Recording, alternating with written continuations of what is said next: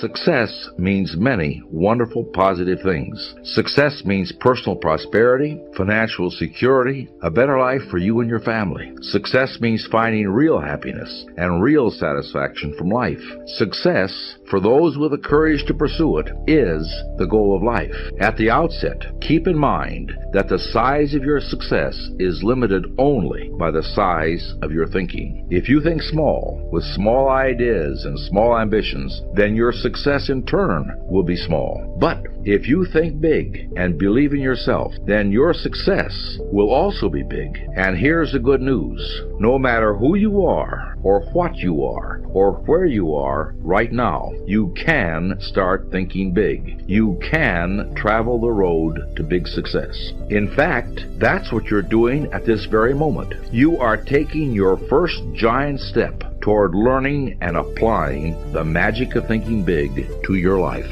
Thinking big begins with believing big. You know, one of the greatest pieces of success-building wisdom is found in that biblical quotation that says, "Faith can move mountains." That is the essence of believing big. When you tell yourself, "I'm positive I can," then your attitude, your belief, generates the power, the energy, and the skill to get the job done. Just listen for a moment to these two voices. Ooh, that's a really big project. I don't know. I think it's a little bit too broad. The scope is too big for this department. Maybe what we should do is call in an outside consultant on this one. The difference between these two statements is belief. The first voice was a person who didn't believe in himself and who won't take on anything that looks bigger than his own petty view. The second person believed she could do it, and I'll give you my personal guarantee that because she believed she could do it, she got the job done. You see, belief is like a thermostat that regulates what we accomplish in life. Study the person that's just shuffling along down there in the mud of mediocrity. He believes that he's worth very little, and so he receives very little, and he accomplishes very little. His lack of belief in himself shows through in the way he walks, the way he talks, and the way he acts. Unless he can readjust his belief thermostat forward, his image of himself is going to continue to shrink. And since others see in us exactly what we see in ourselves, he will grow smaller in the estimation of the people around him as well. But now look at the person who is advancing forward. This person believes he's worth a great deal, and so he receives a great deal. He believes he can handle big, important, difficult assignments, and so he can, and so he does. In fact, everything the big thinker does, the way he handles himself with people, his thoughts, his viewpoints, all say, here is a professional. Here is an important person. Your mind is a thought factory. It's a factory that produces thousands of thoughts each day. There are two foremen in charge of your factory. One of them is named Mr. Triumph, and the other is named Mr. Defeat. Mr. Triumph is in charge of manufacturing positive thoughts. He specializes in producing reasons why you can do things, why you're qualified, why you will succeed. Mr. Defeat is in charge of negative thought production. He's your expert on developing reasons why you can't succeed, why you're weak or inadequate. To see how these two foremen work for you, try this. Say to yourself, "It's a lousy day." This thought signals Mr. Defeat into action, and he immediately manufactures thoughts to prove that you're right. It's too hot, or it's too cold, or business looks bad today, sales will drop, you don't feel like dealing with customers, you have a headache, your wife or your husband was in a bad mood this morning. Mr. Defeat is amazingly efficient. In just a few minutes, he's done his job so well that you're completely convinced that this is a really bad day. But now tell yourself, this is a fine day, and this time Mr. Triumph is signaled into action, and he tells you, yes indeed, it's a wonderful day. The weather's refreshing. It's good to be alive.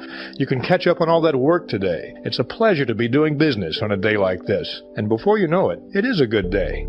Mr. Defeat will tell you why you can't land the Mortimer account. Mr. Triumph will tell you why you can. Mr. Defeat will tell you why you don't deserve the promotion and why you shouldn't even bother to try for it. Mr. Triumph will show you why no one else on earth is more qualified for that job than you are. Mr. Defeat will help you prepare a brilliant case against the guy you work with. He'll show you why he's impossible to be around and how he makes your life miserable. Mr. Triumph will show you his positive qualities and help you find ways to make your association with him succeed. The more you work with either of these foremen, the stronger they become, and the more space they take up in your mind. If you give Mr. Defeat more work, he'll take up more and more of the space, so that eventually your thought factory is producing nothing but negative thoughts. But if you give Mr. Triumph the work, then your thought factory will produce the thoughts that will propel you towards success. In fact, you can fire Mr. Defeat. You'll discover that you really don't need him at all. You can use Mr. Triumph 100% of the time and produce only positive, productive thoughts. The result of this kind of thought production is the most basic ingredient in personal success: self-belief. It's so funny we're talking about, there's nothing even remotely, there's not even something even 22% the size of WFG. It's hilarious that you think that there's something like this. My God, this is a behemoth. This is the Lakers, this is the Yankees, this is the Celtics, this is the Dallas Cowboys, this is the Patriots. There's nothing like it in the world. There's some dream stealers. You need to look out for these 4. I don't want them to happen to you. You ready? Say yes. Dream stealer number 1 that'll take you out of here. Lack of confidence or faith. Lack of belief. It'll steal your dream. You gotta know you're gonna win. You gotta have some faith. These people sitting around you right now, they're whispering to you, you could do this. I believe it. Just like when you were a little boy. Just like when you were a little girl. They've always believed in you. They've always known you were gonna do something special. They always knew you were great. You need to know it. You need to take that God that's sitting there with you and those precious souls that have passed, that have always believed in you, and you carry them with you everywhere. They're with you anyway. Acknowledge them. If you don't believe that, honor them. Honor God. Honor these people who believed in you with your magnificent life. Honor them. Don't give in to lack of belief, lack of confidence. Don't ever do that again. Don't do it in WFG or out of WFG. You were made to do something great. You're special. You were made in the image of God. Something awesome's supposed to happen for you. And those of you that have made something awesome happen, something even more awesome's supposed to happen for you. Number 2 thing that steals the dream: failure and setbacks. People quitting, chargebacks, flunking the exam. That's all going to happen. Just get ready. If you're an entrepreneur and you want to do something great, you're going to have false start after false start. False start after false start. Get it going, then you don't. Get it going, then you don't. Your group grows, then it shrinks. I'm telling you right now. Just know that. You're going to make some money, then you're not. Being an entrepreneur, tons of false starts, tons of setbacks. But see, a guy like me, I knew someone was better than me. There's more talented people than me, probably more talented than you. But like my dad said, the best ability is availability. You might outwork me for 30 days or 60 days or 90 days, but you ain't gonna beat me over a year. You can't outwork me over 2 years. You aren't gonna outwork me over 3 years. I'm gonna get you eventually. I'm a dripping damn faucet. I just keep coming at you. Just like you could be, right? Just like you could be. I just keep coming. My dream of being a television star and comedian started when I was very young. I was 10 years old. It's very important that you have dreams and visions. You have to want something in your life, and at 10 years old, I knew I wanted to be something special. I had, I grew up very poor. We were very, very poor, and I didn't want to be poor. I just didn't. I was tired. At 10, I was tired. I was tired of being poor at 10, so it was quite a struggle, but I had always dreamed of being on television. I would watch TV as a young boy, and I just wanted that. And it became very, one of the most important facets of my life was to aspire to be something more. You have to have dreams and visions. Without it, you perish. You cannot survive in this world without wanting something more, because it propels you to get an education. It propels you to greatness, but you have to want more. And so probably 10 years old, I started thinking about being on TV, which coming from a very poor neighborhood wasn't that good of a thing, because look, who do I tell this to? Who do I tell this to? I couldn't tell it to my parents. My mother and father, TV, a star. What?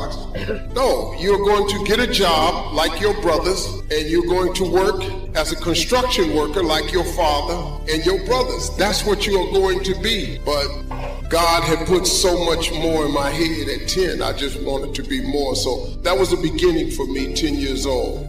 So I went to the next mode, necessary, to start talking to people and seeking and asking for what I wanted and leveraging relationships and trying to find out, how do the people do it that went ahead of me? How do they do it? And then what is it I need to do? How is it I need to train myself, to develop myself? What's the resources that will be required in order to make it happen? And as I start seeking out and asking questions, I started running into people who said, I know someone who can help you do that. And they helped me get connected with those people. Remember, we have so much energy that can take us so far. It's necessary that you hook up with some other energy that can take you to the next level. I hooked up with them. They said, let's go. I said, away we go. And guess what? Here we are. I love it. You want your stuff? It's necessary you take responsibility for it, that you make it happen, that you don't give up, that you don't take any objection or disappointment or defeats personally, that you keep on keeping on, that you don't decide that I can't make it because you can't see the light at the end of the tunnel, that you realize that's a part of the program. And here's something you've got to resolve. Say this to yourself every day. See, as long as you're breathing, you got a shot at your dream. That's the way I resolve. Say this, please. It's not over until I win. Got that right. Not over till I get through. Not over till I get over. Not over till I get what I want. Door can't open today, look out. I'm going to come back and take the hinges off. That's how you got to do that. You've got to have that kind of courage, that type of determination. If you want to make it happen, it's you. That you've got to take personal responsibility to make it happen. That you have got to own what it is that you want to do. If it's taking care of your well-being, if it's making a difference in our school system, if it's working with senior citizens, if it's to protect our ecology, if it's to create an economic renaissance, if it's just to take yourself to another level, it's you. You've got to make that happen. We can point out many things that can make it inconvenient or can slow us down, but ultimately it's on us. Next step is, not only is it possible and necessary, and it's you to live your dream, to make this greatness that you have within you become a reality.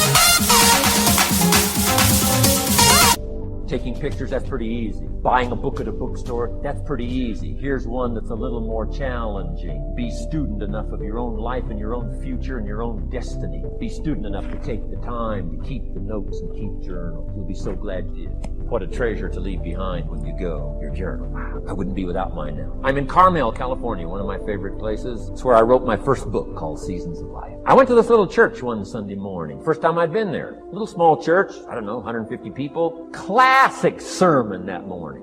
Classic sermon. One of the best I've ever heard in all of my life. I happened to be there. And I had my journal. While this sermon is going on, I can't believe it was so precise. It was so unique. It was so powerful. And I've got my journal and I'm taking notes of this classic sermon.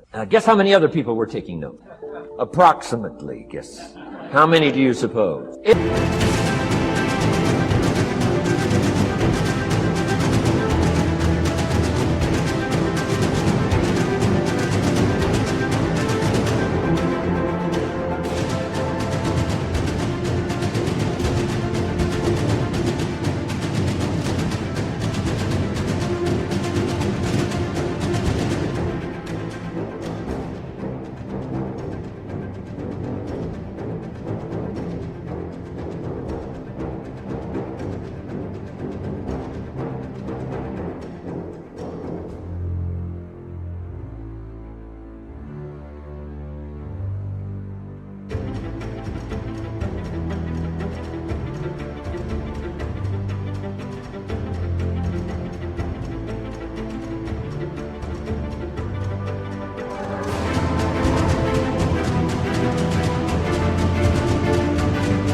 looked like, best as I could tell, I'm the only one taking note of this class. Now, since I'm a stranger there, and it's the first time I've been there, and I'm taking these notes, people started looking, who is he and what's he doing? I started feeling just a little bit uncomfortable. I'm still writing.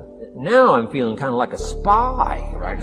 I could hear some of them say, he's going to get out of here with some of this stuff. And I did. I'm the guy that walked away with the stuff. I'm asking you to be no less sincere and be no less committed to the advancement of your philosophy, the set of the sail. Talk about have your best year ever this year, and then get ready for next year, your very best year ever, and they'll start being the best year after year. If you'll commit yourself to some of this simple stuff called personal development, start with a walk around the block. Start with the refinement of your philosophy. Start with the teaching of your own fabulous mind, where all the answers are. I can only give you a few answers from my own experience. The rest of all the magical answers are within the confines of your own mind. But it takes the books, it takes the cassettes, it takes the videos, personal conversation, sermons, lyrics from songs, dialogue from the movie. Let your heart be stirred by words. Find ways to capture. Part of your personal development. Now here's the last subject on personal development just before we take our break. Isn't this good stuff? I'm telling you, this stuff changed my life. Turned me every way but loose. I've never been the same since the teacher gave me some of this simple instruction. How to go from where you are to where you want to go. How to go from what you are to what you want to become. How to go from pennies to treasure. How to go from nothing to fortune. It's all within the confines of this stuff that I've been trying to share with you, laboring best I can.